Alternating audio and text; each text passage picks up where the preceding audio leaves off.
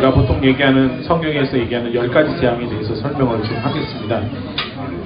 우선 말씀드리고 싶은 거는요, 10가지 재앙이 이제 우리 머릿속에는 이미 박혀 있어가지고 그 10가지 재앙에 대해서는 뭐 더 이상 우리가 뭐 어떤 이야기를 할 수 있는 상황이 아닌데, 다만 이제 10가지 이 출애굽기에 있는 이 재앙의 문제를 다루실 때 오늘 제가 부탁드리고 싶은 거는 이제 이 부분이 무엇을 하기 위한 것인가를 좀 이해를 하는 게 제일 중요한 것 같아요. 이게 무슨 말이냐면 10가지 재앙이 있긴 합니다. 첫 번째 재앙이 있고, 제가 이렇게 재앙을 이렇게 구분하는 건 다 이유가 있어요. 몇 개죠?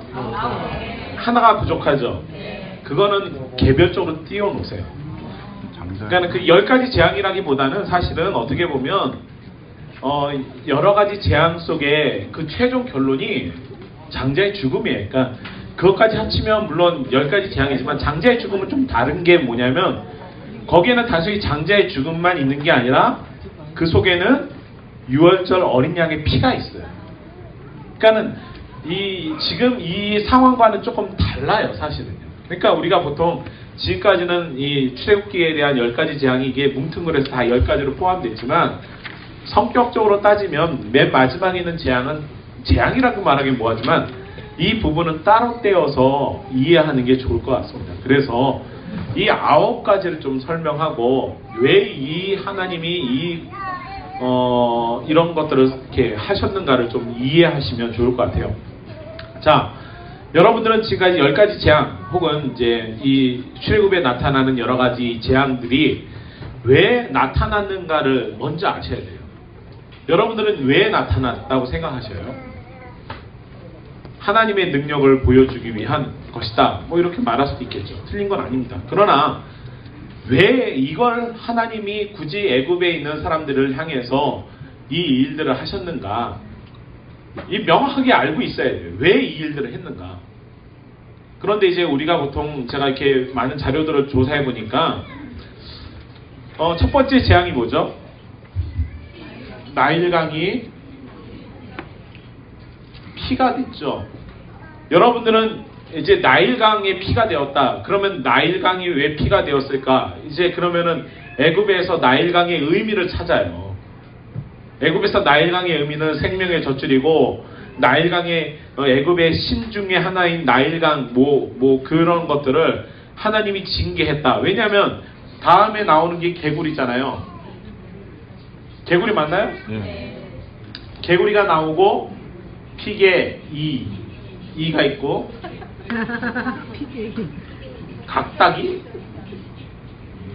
각닭인지 이건 모르겠는데 우리말 성경에는 이인데 이제 원어상에는 이제 이 의미가 좀 다르긴 해요. 그러니까 모양이 좀 다르긴 한데, 자 어쨌든 간에 나일강이 피가 되고 개구리가 올라오고 이가 생겼다. 주로 무엇과 주로 이걸 매치를 시키죠? 애굽의 신과 매치를 시키는 게 문제가 있는 거예요. 제가 말씀드린 건 그걸 말씀드려요. 이거를 애굽의 신과 연관시키지 마세요. 자꾸 여러분들이 이 애굽에 이런 내려진 이 재앙이 마치 하나님의 능력이 내가 세상의 모든 신보다 뛰어나기 때문에 너희들이 섬기는, 물론 그렇게 말할 수 있는 설명이 충분히 돼요. 근데 제가 조사하는 내용들이 전부 다가 보니까 애굽의 10가지 재앙이 뭐냐면 애굽의 신들을 징계하는 식으로 설명을 하고 있다라는 게 문제라는 거죠. 물론 그런 한 부분을 인정합니다. 그러니까 나일강이 어떤 의미를 가지고 있고 뭐 그런 의미를 가지고 있겠죠. 근데 여러분들이 전체적으로 성경에서 이 모세가 애굽에서 행하는 이 사건들이 왜 일어나는가를 모르면 자꾸 애굽의 신에 초점을 맞출 수밖에 없어요. 지금 성경이 우리에게 보여주고자 하는 건 애굽의 신을 내가 징계하고 있다라는 걸 말씀하시는 걸까요? 이 재앙의 사건들이, 이 사건들이 내가 애굽의 신들보다 내가 높다, 하나님이 내가 맞짱 떠보니까 안 되는 걸 보여주기 위해서 이 사건들을 일으키는 게 아니라는 거죠. 여러분, 이 사건에 많은 사건들이 있는데 이 사건의 한결같은 내용이 뭔지 아세요? 이 사건의 한결같은 내용이 뭐냐면 내 백성을 보내라예요. 왜 보내요? 뭐 하기 위해서 보내라는 거예요? 어떻게 한다고요? 정확하게 제사를 드리는 거예요? 섬기는 거예요? 제사가 아니에요. 왜냐하면 나중에 바로가 뭐라고 말하냐면은 제사를 여기서 드리라 이거예요. 근데 하나님이 원하는 건 섬기는 거지 제사가 아니에요. 근데 자꾸 우리가 잘못 생각하는 게 뭐냐면 왜 이런 재앙을 애굽에 주셨을까? 간단해요. 내 백성을 보내고 그 백성으로 하여금 나를 섬기게 하는 것. 이게 출애굽의 목적이에요. 그리고 이스라엘뿐만 아니라 애굽 사람들도 하나님이 누구인지를 알게 하는 게 목적이에요. 그래서 하나님을 알려주는 방법이 바로 이 방법 중에 하나를 선택하셨어요. 여러분들은 이 애굽의 10가지 재앙이 있기 전에 한 가지 사건을 먼저 기억하셔야 될 게 있어요. 그게 뭐예요? 그게 뭐냐면 여러분 모세가 지팡이를 던졌나요? 아론이 지팡이를 던졌나요? 왜 정확하게 말씀 못하세요? 아론이죠. 아론이 지팡이를 던지고 누구의 지팡이를 삼켜요? 애굽의 술사들, 마술사들의 지팡이를 삼키고 일이 시작이 돼요. 자, 그러면 여러분 머릿속에는 이미 어떤 사건이 박혀있냐면은 아론의 지팡이라고 하는 어떤 매개체가 여러분 머릿속에 등장합니다. 근데 그 아론의 지팡이 전에 또 뭐가 있어요? 모세의 지팡이가 있어요. 그러니까 우리 머릿속에는 어떠한 도구나 어떠한 그런 능력을 행할 수 있는 매개체가 필요하다고 본의 아니게 의지하게 되죠. 그래서 여러분들이 이제 이 성경을 읽다 보면 재밌는 사건이 하나가 있는데 이 첫 번째 나일강이 피가 되고 개구리가 올라오게 되고 이가 발생하게 되는 그 액션의 이 사건의 스타트는 누가 시작하냐면 아론이 시작해요. 아론의 손과 지팡이가 사용이 됩니다. 자, 그러면은 이제 이 부분에 있어서 좀 설명을 해드릴게요. 나중에 조금. 자, 첫 번째 나일강이 피가 됐어요. 지난주에 카톡입니다. 밴드에 보시면 여러 가지 많은 재밌는 것들을 이렇게 질문을 하셨는데 너무 감사한 게 그게 정말로 소중해요. 왜냐면 저도 미처 생각지 못했던 걸 아시는, 그러니까 이렇게 질문해 주시면 저도 공부를 하는데 거기에 있는 것처럼 물이 피가 되었다라는 건 나일강 자체가 피가 돼요. 피가 되는데 어떤 변화냐면 그 색깔의 변화가 아니에요. 진짜 실제로 물질적인 변화죠. 그래서 여러분들이 아시는 것처럼 그 피가 되어서 먹을 수 없는 상황이 돼요. 그러면은 여러분들은 어떤 상황이냐면 여기 성경에 보면 나무 그릇과 돌 그릇이라고 하는데 실제로 원화상에는 나무 안에도 나무 아니라면 수액, 정글의 법칙 보시면 이렇게 김병만이가 이렇게 나무 뿌리 같은 거 이렇게 딱 치면 물 나오죠. 그런 물조차도 피가 되었다라. 그러니까 애굽 땅에서는 물을 구할 수 없는 상황이에요. 그러면 사람들이 방법이 뭐예요? 모래를 파든 뭐든 사람의 인간적인 수단과 방법을 다 구하는 거겠죠. 근데 버틸 수 있는 만큼 버티는 과정 속에 하나님이 누구인지를 알게 되기 시작하고 인식한 거예요. 물이 피가 되는 건 사람이 할 수 있는 게 아니죠.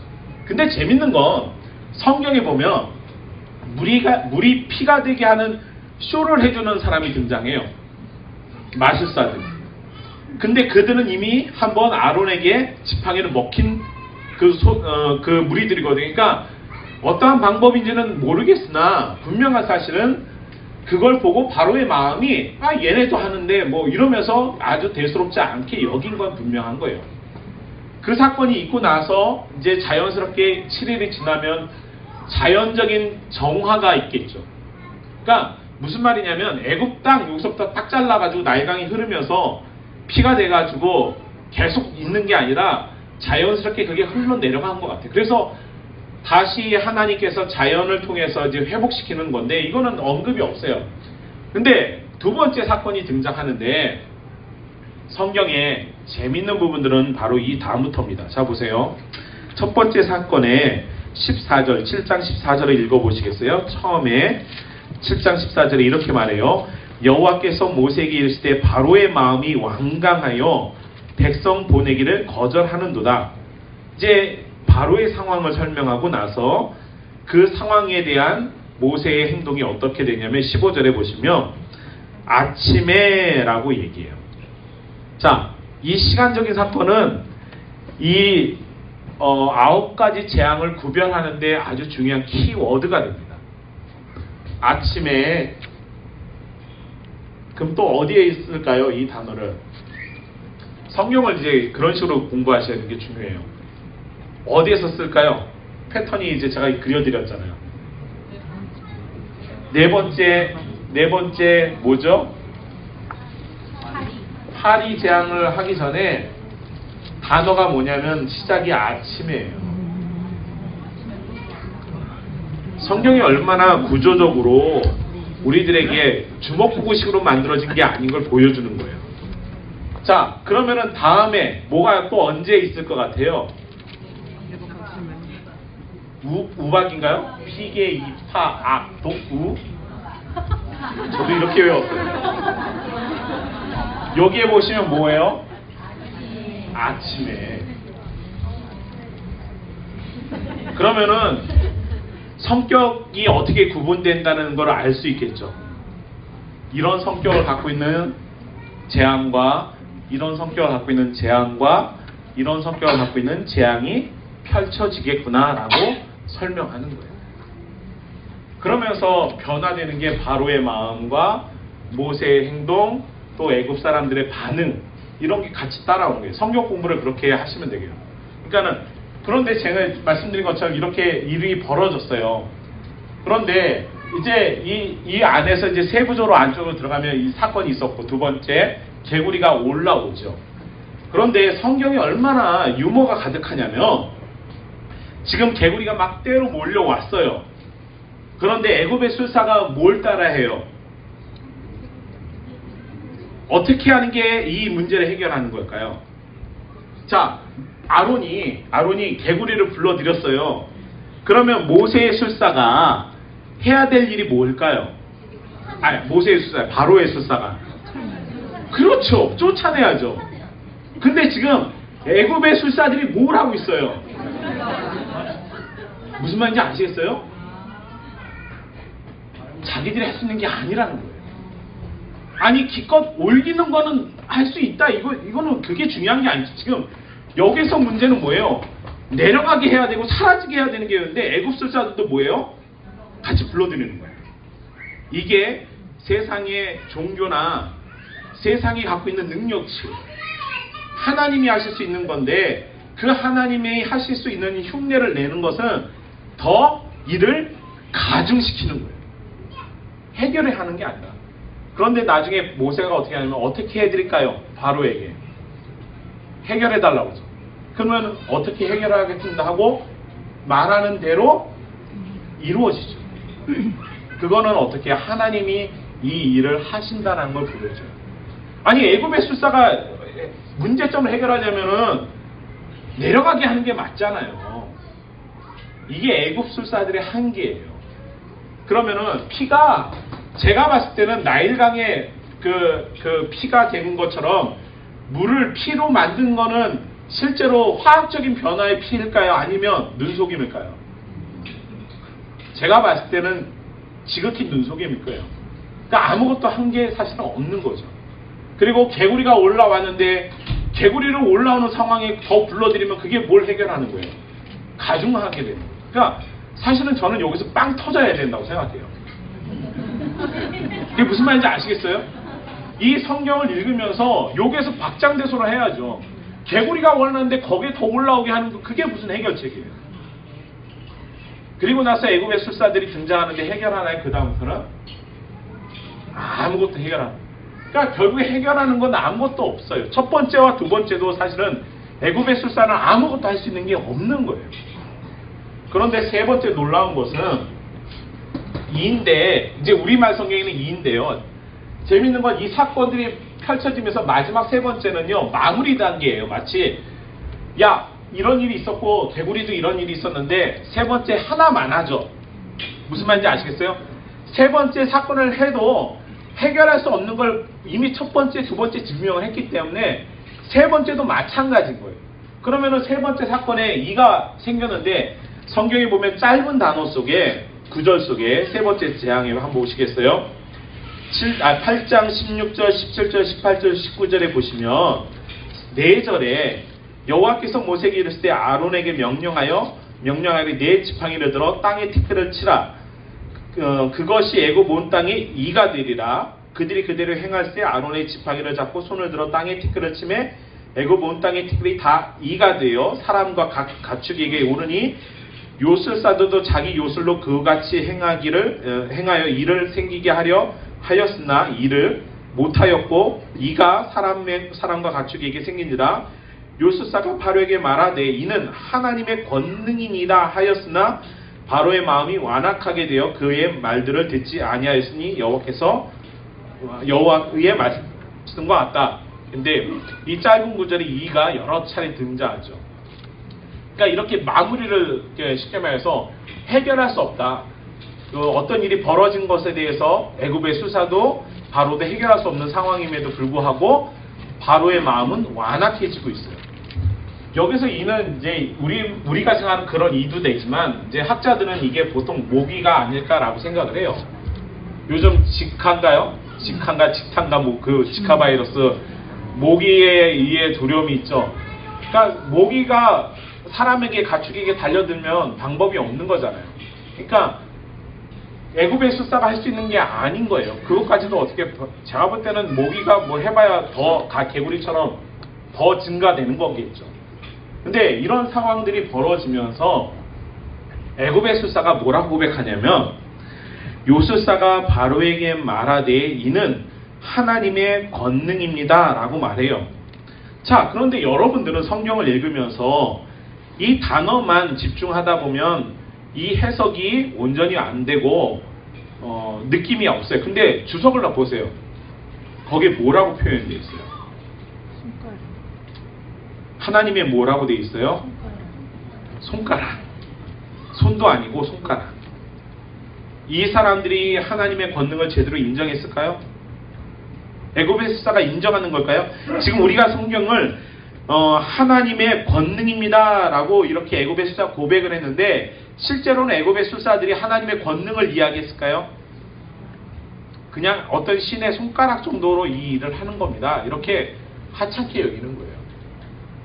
그러니까 번역이 사실은 권능이라는 말을 하면 오해하게 되는데 오히려 하나님의 손가락이라고 하는 표현을 썼다라고 말하는 게 더 좋겠죠. 손도 아니고 손가락 정도로 표현한 거예요. 그만큼 어때요?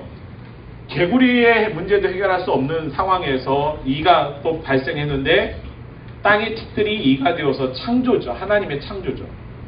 그러니까 하나님의 역사가 하나님의 창조는요 반대로 무엇도 할 수 있는 걸 의미하냐면 파괴도 같이 할 수 있음을 가르쳐 주는 거예요. 여러분 이 재앙을 통해서 하나님이 무엇을 이야기하냐면 하나님이 세상을 창조하신 분이라면 무엇할 권능도 있어요. 파괴할 권능도 있는 거잖아요. 그래서 심판이 존재하는 거예요. 하나님이 왜 심판할 수 있냐면 창조주의이기 때문에 심판할 수 있는 거예요. 자, 어쨌든 이런 사건이 벌어져요. 그리고 파리가 등장하죠. 근데 이 아론의 손을 통해서 이루어진 첫 번째 사건, 이 액션들은 두 번째서는 아무런 도구나 아무런 손을 필요로 하지 않고 다만 모세가 그 재를 뿌리는 과정을 이렇게 보여주는데 이 두 번째는 그런 어떤 도구가 등장하지 않아요. 그리고 아침에 파리가 발생해서 애굽 온 땅을 덮게 되죠. 자, 그리고 나서 무엇이 있냐면은 가축의 돌림병이 생겨요. 가축이 죽게 되죠. 돌림병. 자, 그리고 세 번째, 그러니까 두 번째 재앙의 세 번째가 뭐냐면 악성 종기가 생겨요. 자, 첫 번째와 다른 게 두 번째가 뭐가 있냐면 첫 번째는 전 지역과 전 세대에게 다 이루어지지만 두 번째부터는 구별하기 시작한다. 무엇과 무엇을 구별하죠? 그렇죠. 이스라엘과 애굽을 구별해요. 왜? 내 백성이 누군지를 알려주시는 거죠. 하나님이란 존재가 어떠한 분인지를 알려주고 난 후에는 내 백성이 누구인지를 구별시키고 있어요. 하나님. 그러면은 이 모세에게 바로에게 요구한 게 뭐예요? 내 백성을 보내라는 거죠. 그럼 누구를 보내라는 거예요?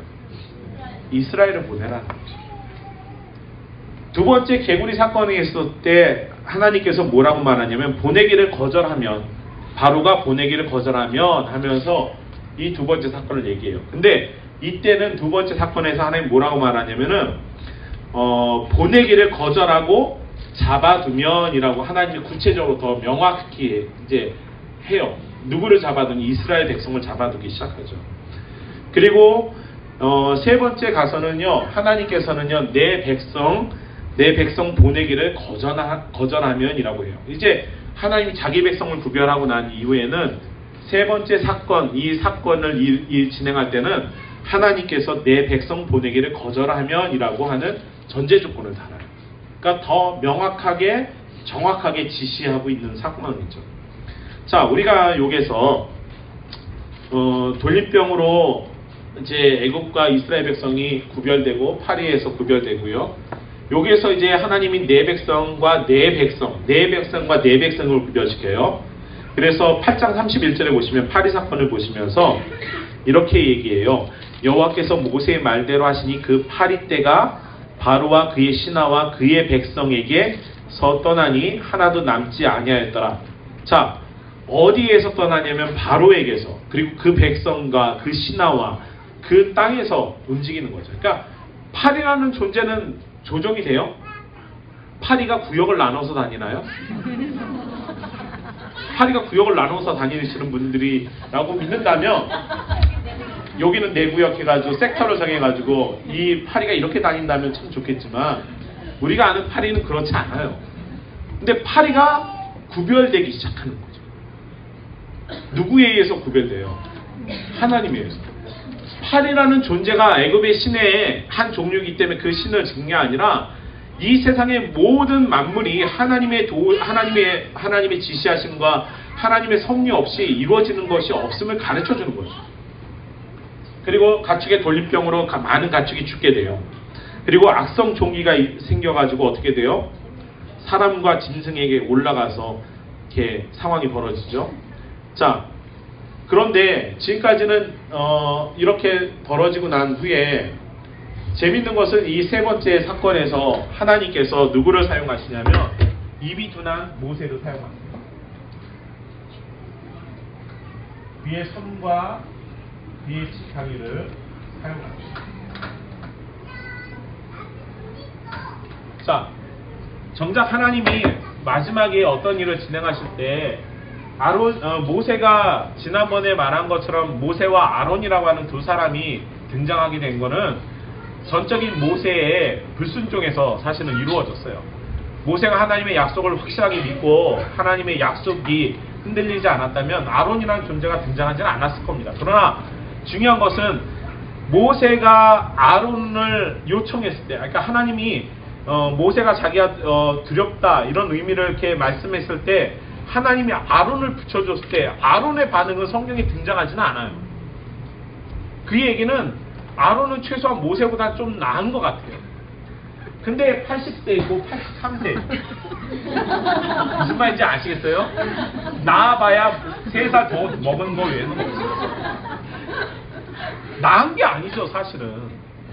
3살 더 젊은 모세가 써야 되는데 80세라 하고 83세 두 노인네들이 하나님의 일을 하는 거예요 지금. 아직 여기는 40대, 50대이신가요? 아직은 여유가 있죠. 30대, 40대 아직 여유가 있잖아요. 그러니까 자, 모세의 손을 통해서 우박이 있는데 이 우박은 사실은 이 안에 불과 같이 있어요. 근데 재밌는 것은 이 우박에서 하나님이 여기서 구별을 했잖아요. 애국 사람들이 뭘 봤겠어요? 하나님이 구별하는 걸 봤단 말이에요. 애국 사람 눈에는 하나님이 어떠한 존재인지를 인식하기 시작한 거예요. 이스라엘 사람도 여기서 하나님의 존재를 인식했고 이때도 애국 사람이 이때까지는 잘 몰랐는데 이때 와서 구별되어지는 걸 보면서 하나님이라는 존재를 인식한 거예요. 애굽이 바로가 가서 확인해 보라는 거예요. 진짜 구별되는지, 가축이 구별돼서 진짜 그런 일이 있었는지 그 땅에 한번 가보라는 거예요. 그래서 가봤더니 진짜 구별되어 있는 거예요. 그런데 그 구별된 것을 알기 시작한 애굽 사람들 마음속에 무엇이 있냐면 두려움이 생기기 시작한 거죠. 그래서 우박할 때는 하나님께서 참 은혜가 있는 게 뭐냐면, 하늘에서 우박이 쏟아질 거야 라고 할 때 들에 있는 사람과 가축을 어떻게 하라고 했어요? 어떻게 하라고 했어요? 성경에 불러들이라는 거죠. 애굽 사람에게도 똑같이 얘기하셨어요. 너희들이 들에 있는 사람과 가축을 불러들이라고 하는데, 애굽 사람들의 집에서 들에 나가서 일하는 사람들은 애굽 사람입니까? 애굽 사람들의 노예입니까? 무슨 말인지 아시죠? 하나님은 세밀하게 모든 걸 아시는 거죠. 애굽 사람 자체가. 그래서 재밌는 반응은 여기서 보면 애굽 사람들 가운데는 하나님의 말씀을 그래도 지금까지 상황을 펼쳐지는 상황을 보면서 하나님의 말씀이 이렇게 이루어지는 걸 보면서 어떻게 했냐면은 불러들인 사람은 그걸 피했어요. 그런데 그렇지 않으면 다 그곳에서 몰살당하죠. 그리고 마지막 두 번째 또 뭐예요? 메뚜기가 있죠. 메뚜기 사건도 마찬가지예요. 하나님께서 메뚜기를 통해서 무엇을 하게 하셨냐면, 메뚜기는 직접적으로 바로의 마음을 하나님이 만지시는 사건이에요. 왜냐면 우리가 성경에 한번 보실까요? 메뚜기 사건이 언제냐면 10장 한번 보시겠어요? 10장 3절에 이렇게 말해요. 모세와 아론이 바로에게 들어가서 그에게 이르되 히브리 사람의 하나님 여호와께서 말씀하시기를 내가 어느 때까지 내 앞에 겸비하지 아니하겠느냐. 내 백성을 보내라. 그들이 나를 섬길 것이다. 지금 내가 겸손한 모습으로 갖고 있지 않다 라고 말씀하세요. 그리고 나서 4절부터 6절까지 애굽에 메뚜기의 피해가 있을 것이다 경고를 하세요. 그리고 나서 7절에서 11절은 뭐냐면은 신하들 가운데 바로와 신하들 가운데 이제 이 말을 믿는, 이미 우박을 통해서 한번 경험했잖아요. 신하들이 이 속에서, 그러니까 우박을 통해서 이미 피해를 당한 신하도 있고 그 피해를 면한 신하들이 있어요. 그런데 와서 메뚜기 사건에 대해서 바로가, 모세가 설명하니까 신하들이 무엇을 하냐면 모세와 바론을 중재시켜요. 분명히 이 사건이 또 일어날 것이다 라고 이해를 한 거죠. 그리고 나서 어떻게 해요? 신하들이 그렇게 중재했는데 메뚜기의 사건을 바로가 받아들입니까? 안 받아들입니까? 안 받아들이니까 메뚜기 사건이 실제로 일어나요. 그리고 나서 16절에 바로가 이렇게 말해요. 바로가 모세와 아론을 급히 불러 이르되 내가 너희의 하나님 여호와와 너희에게 죄를 지었다라고 말해요. 한 번도 모세 바로는 이렇게 표현하지 않았는데 드디어 고백을 하기 시작했죠. 그리고 나서 마지막에 어둠이 이제 등장해요. 그럼에도 불구하고 바로가 포기를 안 하죠. 끝까지. 자, 이 상황이 벌어지게 된 모든 상황에 바로의 마음은 어때요? 완악하다고 하는 표현을 쓰죠. 근데 그 바로의 마음이 완악해지게 된 이유는 뭐예요? 바로의 마음이 완악해지게 된 이유. 여러분 인생은 여러분 겁니까? 내 인생은 나의 것 이러면서 노래 부르시잖아요. 여러분들의 마음도 여러분 것이라고 생각하시죠. 근데 신약에서는 하나님이 저희의 그 악한 마음을 내버려 두사는데 팽겨쳐 둔다라는 의미가 있는데, 이 바로의 사건은 목적이 분명해요. 바로의 마음이 완악해진 목적이 뭐냐면 이스라엘과 애굽에게 하나님이 누구이신지를 명확하게 확인시켜주는 과정이 필요한 거예요. 바로가 사용되어져 있는 거죠. 그래서 성경에 4장에 보시면 4장 23절에 보시면 뭐라고 말하냐면 이 사건 한참 전에 하나님께서 모세에게 뭐라고 말씀하시냐면 내가 내게 이르기를 내 아들을 보내주어 나를 섬기게 하라 하여도 내가, 그러니까 애굽의 바로가 보내주기를 거절하니 내가 내 아들 내 장자를 죽이리라 하셨다 하라 하시니라 라고 이야기가 이미 언제 있어요? 애굽에 보내기 전에 한참 전에 이미 하나님이 계획하신 것을 다 이 속에 담고 있는 거예요. 바로의 마음이 완악해진 건 처음부터 그렇게 몰라서 하나님을 모르는 이유도 있지만 하나님께서 그 마음을 주장하고 계시는 거죠. 그리고 이 모든 사건을 통해서 하고자 하는 말씀이 뭐냐면 내 백성을 이스라엘을 보내라는 거예요. 무엇하기를 보내냐면 하나님을 섬길 수 있도록 보내라는 거죠. 이 모든 일들을 하신 이는 하나님이신데 그 하나님을 이스라엘을 섬길 수 있도록 보내라. 그리고 그 보내지 않았을 경우에는 너희들에게 이러한 일들이 일어날 것이다 라고 하는 모세의 말처럼 이루어진 거죠. 그러면 이스라엘이 출애굽 과정을 통해서 왜 레위기에 있는 말씀이 창세기, 출애굽기, 레위기, 민수기, 신명기, 모세 오경의 가운데 있냐면은 그 레위기는 하나님을 섬기는 방법이에요. 애굽에서 왜 이스라엘을 데리고 나왔냐면은 하나님을 섬기게 하기 위한 방법이에요. 그러면 하나님을 섬기기 위한 방법이 뭡니까? 하나님을 섬기기 위한 방법이 뭐냐면 세상과의 구별에서 시작하는 거예요. 하나님께서 내가 거룩하니 너희도 거룩하라고 말씀하세요. 세상과 구별된 것은 하나님의 거룩함을 우리가 닮아가는 거죠. 그래서 파리나 가축의 졸림병이나 악성 종기가 발생할 때 하나님은 세상과 구별시킨 거예요. 이스라엘 백성, 내 백성은 내가 돌보겠다라는 거죠. 그리고 그들을 데리고 하나님이 나아가겠어요. 나아가겠다라는 걸 의미해요.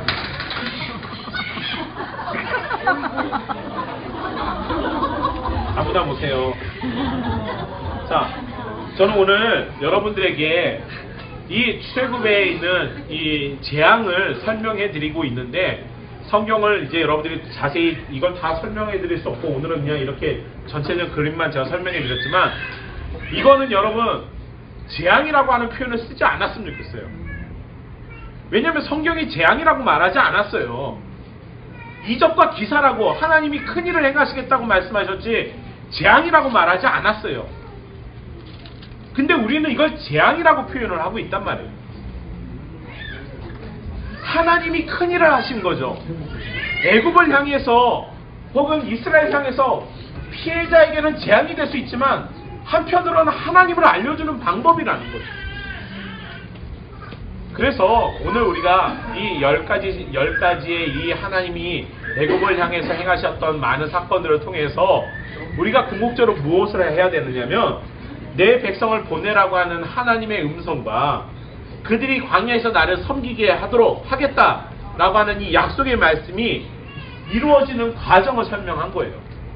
그리고 바로가 이 와중에도 어두움까지 와가지고도 어떻게 해요? 그 마음이 온전히 하나님께 돌려드리지 못해요. 왜냐하면 바로가 장난을 계속 쳐요. 어떻게 치냐면은 하나님은 내 백성 이스라엘을 보내라고 얘기해요. 섬기게 하는 게 하나님의 약속의 말씀을 들었음에도 불구하고 남자들만 가라, 애들만 데리고 가라, 아니면은 뭐 이렇게 계속 여기에서 해라, 저기까지만 가라, 이런 식으로 바로가 계속해서 하나님과 지금 뭘 하고 있는 거예요? 협상하는 거예요. 협상. 밀당이죠. 말이 밀당인데 이 피조물인 존재가 하나님과 계속해서 협상하고 있어요. 그리고 나니까 어떻게 해요? 이 마지막 사건 이후에 모세가 화를 내요. 하나님이 이렇게 수많은 과정을 거치면서 보여주셨음에도 불구하고 깨닫지 못하는구나. 그러면 이제 할 수 있는 게 뭐예요? 할 수 있는 게 뭐예요? 심판이죠. 여러분, 장자의 죽음은요 심판이에요. 심판. 그런데 이 심판만 하나님께서 만들어 놓으셨나요? 심판의 다른 쪽에 무엇을 심어 놓으셨어요? 구원의 길을 만들어 놓으셨잖아요. 그래서 우리는 이 출애굽기를 통해서 6월절 사건을 통해서 하나님의 구원을 설명하는 건 이런 이유예요. 하나님이 이 애굽의 여러 가지 많은 일들을 행하시고 난 이후에 하나님이 심판하겠다. 그리고 나서 이 심판으로 끝낼 것이 아니라 그 가운데 구원의 길을 열어놓으셨는데 여기에는 이스라엘만 해당되는 게 아니잖아요. 하나님은 애굽 사람들도 동참하도록 말씀하셨어요. 여기서 구별했던 것처럼 그렇게 하지 아니하시고 하나님은 세 번째 사건 이후부터는 어떻게 해요? 잘 보세요. 여기에는 이스라엘과 애굽의 구별이 없었어요. 여기서는 애굽의 구별과 이스라엘과 내 백성과 네 백성의 구별이 있었어요. 세 번째 사건에서는 무엇의 구별이 없어요. 내 백성과 네 백성이 구별이 없고 내 말에 움직이는 사람의 구별이 있었어요. 그 얘기는 지금 저와 여러분들에게도 동일하게 적용될 수 있는 거예요. 유대인들은 어디까지만 머물러 있어요? 내 백성과 네 백성에게 머물러 있어요. 근데 신약의 교회는 내 백성과 네 백성이 아니라 하나님의 음성에 응답하는 사람과 응답하지 않는 사람의 구별이에요. 그리고 마지막 최종의 구별이 심판과 구원으로 나뉘어지는 거죠. 그래서 저는 오늘 여러분들이 이 출애굽 사건을 통해 특별히 하나님께서 우리에게 베풀어 주셨던 이 기적과 이적과 기사와 이 큰 일을 통해서, 그러니까 재앙이란 말은 이제 좀 사용하지 않고 하나님이 애굽에서 이스라엘을 구원하여 주시기 위해서 행하셨던 놀라운 일들, 10가지의 놀라운 이 일들을 통해서 하나님이 누구인지를 명확하게 알게 하셨고 이스라엘에게도 알려주셨고 애굽에게도 알려주셨어요. 그리고 하나님을 섬기게 하셨어요. 그래서 이 모든 과정을 거치고 나서 어떻게 해요? 애굽에서 이스라엘을 건져주셔서 하나님을 섬기게 하셨잖아요. 그런데 섬길 수 있는 방법을 알려준 게 레위기예요. 하나님을 섬길 수 있는 방법을 알려줬어요. 가장 핵심은 뭐냐면 거룩해라. 하나님이 거룩하니까 너희도 거룩해져라. 하나님이 죄 없으니까 너희도 죄 없는 사람이 되라. 죄 없는 우리들이, 저와 여러분들이 지금 이 땅에서 거룩하게 되어질 수 있는 유일한 길은 뭐예요? 예수 그리스도로 옷 입는 거잖아요. 예수 그리스도로 옷 입어서 우리가 거룩함으로 하나님 앞에 나아가는 거예요. 그게 이신칭의가 되는 거죠. 그리고 그 하나님 앞에 나아가서 내가 하나님을 아는 거죠. 어떤 하나님을? 온전하신 하나님을 아는 거예요. 온전하신 하나님을 알고 그 하나님을 향하여 우리가 영광과 경배를 올려드리는 게 예배의 모습입니다. 상공사모 여러분, 우리는 성경 공부를 하는 게 아니라 하나님의 말씀을 듣기 위한 과정이에요. 저와 여러분들이 오늘 구별되어져서 나중에 하나님의 말씀에 순종하는 자와 그렇지 않은 자가 어떻게 이루어지는가를 이 애굽에서 일어난 이 10가지의 사건들을 통해서 깨닫게 되는 거죠. 구약에만 있는 것이 아니라 신약에도 여전히 존재하는 거예요. 여러분, 이 안에 들어가는 내용은 바뀔 수 있어요. 얼마든지 바뀔 수 있어요. 우리 시대에 저와 여러분들이 이 세상을 살아가면서 아침에 일어나서 우리가 눈을 떠서 하나님의 말씀을 따라가지 않고 하나님의 뜻대로 살아가지 않으면 우리에게도 피와 같은 일이 벌어지고 개구리 같은 일들이 벌어지고 이와 같은 일들이 벌어지잖아요. 그럼에도 불구하고 우리가 하나님의 백성으로서 구별되어지고 하나님의 음성에 우리가 응답되어지면 하나님은 우리를 구원하여 주셔서 그 백성 삼아주시고 하나님을 섬기게 하여 주신다. 그러니까 출애굽은 더 이상 과거의 얘기가 아니라고. 출애굽은 지금 우리들의 이야기예요. 저와 여러분들의 이야기입니다. 그런데 오늘 이 땅에 하나님의 백성들이 하나님의 말씀에 응답하지 않는단 말이에요. 하나님이 내 백성과 내 백성을 구별해서까지도 하나님의 도우심과 인도하심을 보여줬는데 여전히 이스라엘이 하나님을 모르고 깨닫지 못했다면 그들도 여기에서 죽을 수밖에 없잖아요. 응답하지 않으면 그들의 장자도 죽을 수밖에 없잖아요. 저와 여러분들도 오늘 이 땅에서 하나님의 음성에 응답할 수 있는 사람들이 되기를 바랍니다. 그리고 우리의 삶이 변화되어서 하나님께서 나에게 말씀하신 것이 이루어질 걸 믿으세요. 모세가 믿었던 것처럼. 모세는 자기가 의지적이든 아니면 능동적이든 수동적이든 그래도 하나님이 내가 너로 하여금 바로에게 하나님같이 되게 하겠다라는 말은 정말로 그와 같이 하나님과 같은 존재가 되어버렸어요.